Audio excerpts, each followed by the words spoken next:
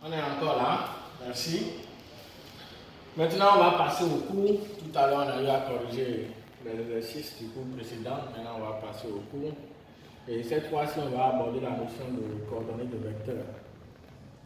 Quand on parle de coordonnées de vecteurs, au fait, c'est plus ou moins la gestion des vecteurs dans un repère.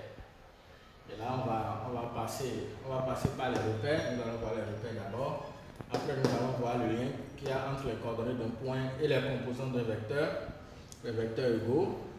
Après, nous allons voir les vecteurs collinéaires et les vecteurs orthogonaux. En grand terme, pour les repères, on doit savoir qu'il y a plusieurs types de repères.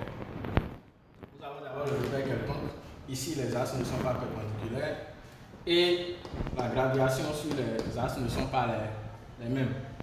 Nous avons le repère orthogonal où les axes sont perpendiculaires et les graduations sur les axes ne sont pas les mêmes. Donc, ce qui caractérise un repère orthogonal, c'est OI perpendiculaire à OJ.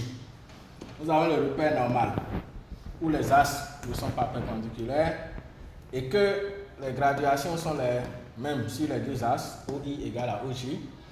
Et en dernière position, le repère que nous voyons le plus souvent en classe de troisième, le repère orthonormé, où les axes sont perpendiculaires et les graduations sont les mêmes. Donc nous avons les deux axes qui sont perpendiculaires, OI perpendiculaire à OJ et OI égale à OJ en matière de distance. En grand 2, vous tous vous connaissez, par exemple, quand on vous donne un point quelconque, je prends par exemple le point M, de coordonnées 3, 2. Pouvons on vous dit de placer le point M dans le repère. Rapidement, je vais en abscisse 3, je vais en ordonnée 2, je place mon point M. Et on se soucie pas mal du vecteur OM. Alors que les coordonnées du point M ne sont rien d'autre que les caractéristiques du vecteur OM. Et là, on va essayer de chercher. Quand je prends le vecteur OM, c'est-à-dire qui quitte le point O au point M ici, je peux dire pour quitter O pour aller à M, je peux faire OP plus PM, ce que j'ai fait ici. OM égale à OP plus PM. Or, je peux voir que PM, ce n'est rien d'autre que OQ. Du coup, je peux réécrire mon OM en mettant OM égale à OP plus OQ. Alors, quand je viens ici, le OP, c'est un vecteur qui est sur, qui a le même sens, ou bien qui est sur l'axe des abscisses. D'accord? Là, je peux dire que OP, ça fait j'ai OI une fois, OI deux fois, OI trois fois. Alors, je peux dire que OP égale à 3 fois OI. Et OQ, je peux dire une fois, deux fois, égale à 2 fois OJ. Alors, du coup, je peux revenir à mon OM, qui me donne OM égale à 3 OI plus 2 OJ. Et cette écriture, on vient d'écrire le vecteur OM en combinaison linéaire des vecteurs OI et OJ. D'accord? Donc, du coup, les coordonnées du point M que nous avons ici ne sont rien d'autre que les composants du vecteur OM. Alors, par exemple, quand j'ai ON, le vecteur ON, qui a pour combinaison linéaire avec les axes ins OI plus Y OJ, alors je peux dire que le point N en question a pour coordonnées ins Y.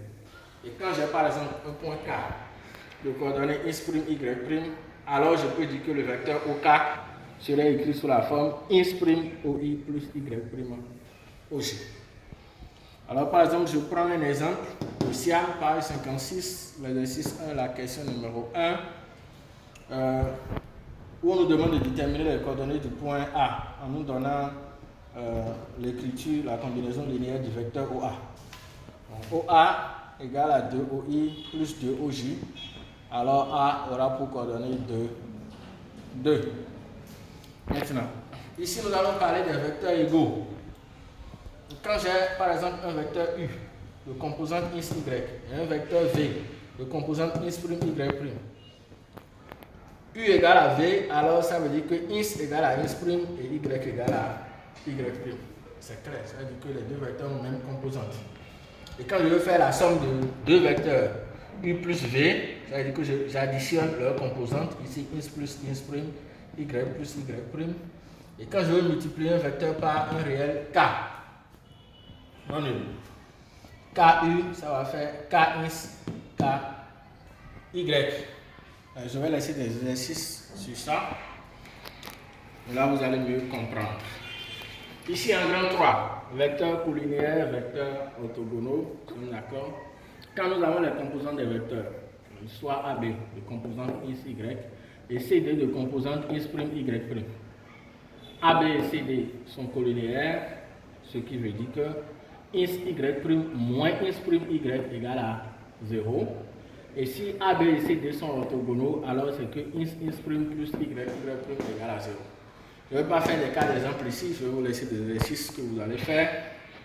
Et on va corriger la séance prochaine. Les exercices à faire sont dans SIAM, page 56, exercice 1, 4, 6, 7 et la page 57, exercice 26. Je vous conseille de bien faire l'exercice 26 parce qu'elle est vraiment bien donnée. En tout cas, essayez de bien traiter ça. Et si vous avez des difficultés, contactez-moi. Vraiment, je suis très content de savoir qu'il y a des gens qui sont un peu partout, qui me suivent. Des gens qui sont au nord, des gens qui sont dans le Congo, des gens qui sont partout. N'hésitez pas, vous pouvez m'écrire, je suis très gentil, je vais vous répondre sans souci. Merci.